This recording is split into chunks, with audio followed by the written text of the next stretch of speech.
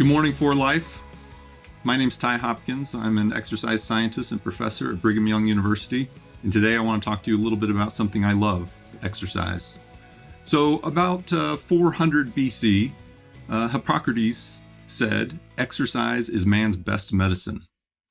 And that was profound because about 2,400 years later, the American College of Sports Medicine, which happens to be the international leader in exercise science, decided that that should be its new global initiative. Exercise is medicine. Now, the American College of Sports Medicine launched this initiative because it saw exercise as having some profound effects on health and well-being. And in fact, they saw that the data that were associated with well-being and exercise and so forth were needed to be publicized more because of a global issue in physical fitness. Now, globally, about 23% of all adults 18 and over, and about 80% of adolescents don't get enough exercise or activity. In fact, some data collected in the United States in 2016 showed that 48% of adults are not meeting the physical activity guidelines for aerobic activities, and 78% of adults are not meeting the guidelines for both aerobic and resistance training activities. Now, if you're like me, like I'm doing right now, you sit at a desk a lot, and they found that most people, especially in the United States, spend at least 8 hours a day sitting at a desk. And that simply doesn't lend itself to physical activity. We're no longer farmers and gatherers. We sit at desks a lot. And if you look at the adult population, about 36% have no activity at all.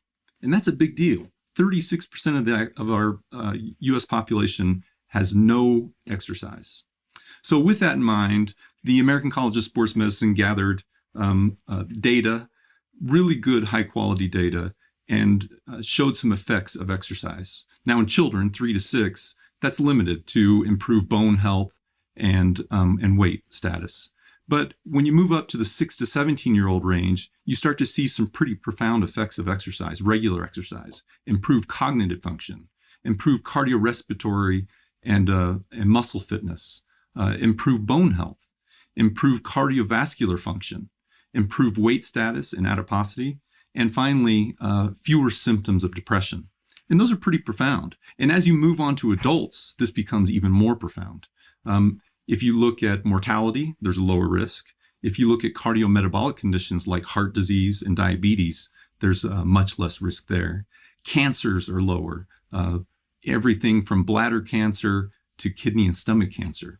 Many cancers that risk is reduced with regular exercise. Brain health, from dementia to depression to anxiety and even cognition. All of those things are improved with regular exercise.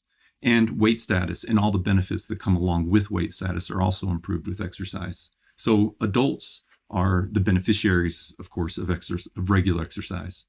However, if you move on to the older adults, you not only get the benefits that we saw with adults, but you get some other added data that show improvement with exercise. Reduced incidence of falls and all the injuries that occur with falls, and maybe more importantly, a reduced frailty in that older population. Remember, the data are overwhelming that muscle mass is directly related to quality of life. And as we get older and quality of life suffers, the more muscle mass we have, the better our quality of life. That can't be overstated. So as we move on, we can also look at another category that they emphasize, and that is people with pre-existing medical conditions or disease or dysfunction. And cancers, osteoarthritis, hypertension, diabetes, multiple sclerosis, dementia, all of these things are positively influenced by exercise. So maybe Hippocrates really did have it right. Exercise really is medicine, and the American College of Sports Medicine is showing us that, at least from a physical perspective, exercise does some really, really great things to the body. Now, that said, there's still more to the story. If we look at our well-being, our general wellness, we have to consider more than just the physical component. We also have to consider the emotional, the environmental, the social, the occupational, the spiritual, and the intellectual components.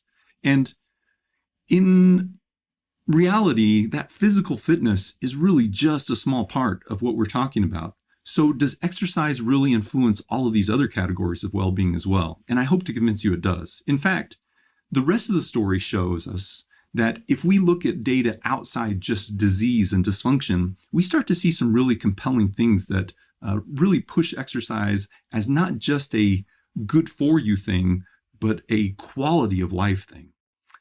So exercise gives us about a 20% increase in energy. Okay. And some people think, wow, that can't be possible. Exercise makes me tired. Well, overall, you exercise in the morning, you have more energy during the day, about a 20% increase, and a 65% decrease in fatigue. So as the day goes on and the day wears on us and we tend to fatigue, well, exercise gives us a 65% reduction in fatigue. We also see an improved quality and quantity of sleep. And I don't know about you, but sleep is a big deal. We recover and we grow during sleep. And a better sleep, both in terms of quantity and quality, is a big deal. Also, how about enhanced mood? There's no better mood enhancer for me anyway than exercise. Exercise is my best therapist, I have to admit. Yesterday I had a tough day and I went on a 3-hour ride and life was good again. Order was restored. How about a decreased level of stress? Equal to mood, this is a big deal. And an improved cognition and improved focus and concentration. If you start looking at all of these things, exercise is more than just something that helps us overcome disease and dysfunction. It's something that makes us better. It makes us better in terms of our mood. It makes us better in terms of our thinking. It makes us better in all of those areas of that wellness wheel that we just talked about. Now, I want to focus a little bit on one particular study that emphasizes the point I'm making here. There was a study done in 2007 where they took 4,000 sets of twins. And from those twins, they wanted to look at specifically twin sets where one of the twins exercised and one did not. So one had a very active lifestyle, the other did not. And what they found is the twin who had the active lifestyle tended to be more satisfied with life. They had greater life satisfaction and more happiness. And these were measured with validated scales. And overall, just an overall better well-being. So regardless of the genetic makeup, the genetics were the same. Exercise led to a profound increase in happiness. And exercise, therefore, is bliss. Now, as we move on, you might be asking yourself the question, well, what do I need to do? What are the recommendations for exercise? Well, the general recommendations from the World Health Organization are 150 to 300 minutes of moderate intensity aerobic exercise per week. So you're looking at 3 to 5 hours per week, totally doable. And that's not high intensity. However, if you do want to do higher intensity exercise, then that time can go down. They recommend only 75 to 150 minutes a week if you're using higher intensity exercise. Now, each of those activities should be at least 10 minutes in duration, and I would argue more, especially if it's aerobic. And you also need to start working in about 2 sessions a week of some type of resistance training. That can start off as simple as sit-ups and planks and progress to types of weightlifting and even power types of activities. So these are great recommendations from the World Health Organization, but they're pretty general. You might be asking yourself, what are some specifics? What are your recommendations? So this is what I think. I think that you should consider something that you like to do. Pick something that you like or something that you're already doing and make that the foundation of your exercise. Do it several days a week or several hours a week, whether it's playing a sport or taking a walk or riding a bike or swimming or playing golf or whatever it might be. Just pick something you like and do it. Anything that can raise your heart rate a little bit and that you can do regularly. Now, with that, you're going to need something that's going to give your body and your mind a little bit of rest. You need a recovery exercise. So pick something that's a little different or something that might be new to you. Maybe you like to hike or play a sport. And so your recovery exercise is going to be swimming or riding a bike. Or maybe it can be playing golf or something that you just like to do in your leisure. Whatever it is, pick something that's a recovery exercise that can give your body and mind a chance to take a break. Also, prioritize that time. So pick 30 minutes every day where nothing can take precedent or priority over it. Take those 30 minutes and make them sacred. And as you move along, a few months later, make that an hour and do that 6 days a week. Take a day off, but do that about 6 days a week. And don't let anything take precedent or priority over that 30 minutes or an hour. And then finally, at the end, you need to start working in some resistance training. Now, like I said before, that can be really simple, but it needs to be there because remember, muscle mass is key to quality of life. Now, with that, if you can consider these recommendations or just something you like to do, get that 3 to 5 hours a week, then what happens? We reap the benefits. Exercise makes us happy. Exercise is bliss.